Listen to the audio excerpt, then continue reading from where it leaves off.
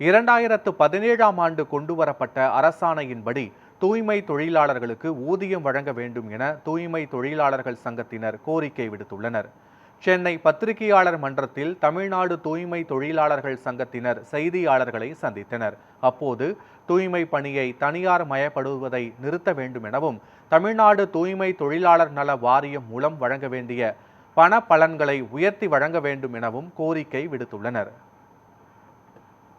கிராம ஊராட்சிகளிலே தொகுப்பூதியம், சிறப்பு காலமுறை ஊதியம், தினக்கூலிகள் இப்படி பணி செய்து கொண்டிருக்கக்கூடிய அந்த தூய்மை பணியாளர்களுக்கு காலமுறை ஊதியம் வழங்க வேண்டும் என்று நாங்கள் அரசை வலியுறுத்தி கேட்கின்றோம்.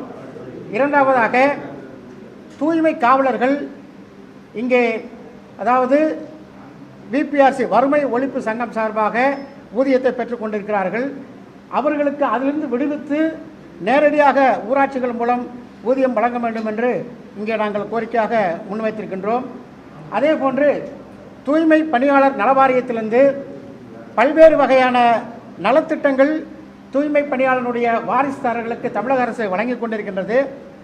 அந்த நலத்திட்ட உதவிகள் எல்லாம் குறைந்தபட்ச ஊதியமாக இருக்கின்றது, குறைந்தபட்ச பணமாக இருக்கின்றது.